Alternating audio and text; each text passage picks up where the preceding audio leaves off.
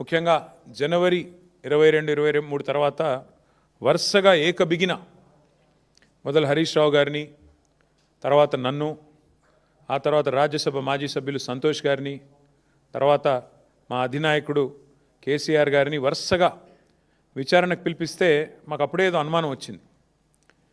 ఇదేదో diversion game బాగానే సీరియస్గానే ఆడుతున్నారు, ఎందుకు ఆడుతున్నారు, ఇంత హడావుడిగా ఎందుకు చేస్తున్నారు అని చెప్పి మాకు డౌట్ వచ్చింది. ఆ డౌటు వచ్చిన తర్వాత మేము కూడా తవ్వడం మొదలుపెట్టాం.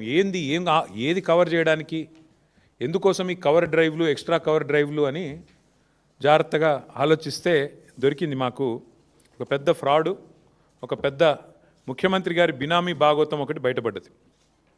ఇది జనవరి 23 నాడు కేంద్ర ప్రభుత్వం అట్లాగే రాష్ట్ర ప్రభుత్వానికి సుప్రీంకోర్టు నోటీసులు ఇచ్చింది. KLSR అనే ఒక కంపెనీ, ఇన్ఫ్రాస్ట్రక్చర్ కంపెనీ, ఈ కంపెనీ ముఖ్యమంత్రి గారి బినామీ కంపెనీ.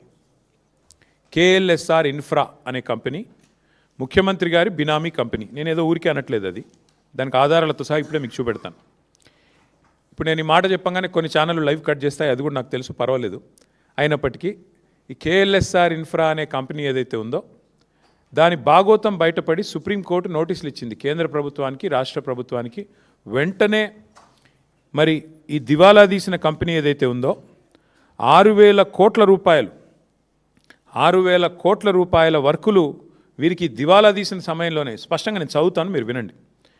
ఏం రాశారంటే, centre and Telangana get Supreme Court notice for KLSR Infratech's insolvency fraud. The company allegedly secured government tenders worth approximately rupees 6,000 crore during the insolvency period without the authorization of interim resolution professional.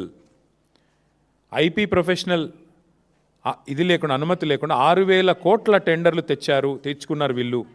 మరి ఎక్కడికి వచ్చినాయి ఈ ప్రాజెక్టులను మాకు కూడా అనుమానం వచ్చింది. ఎక్కడొచ్చినాయి ఆ ప్రాజెక్టులు అంటే మొత్తం తెలంగాణ.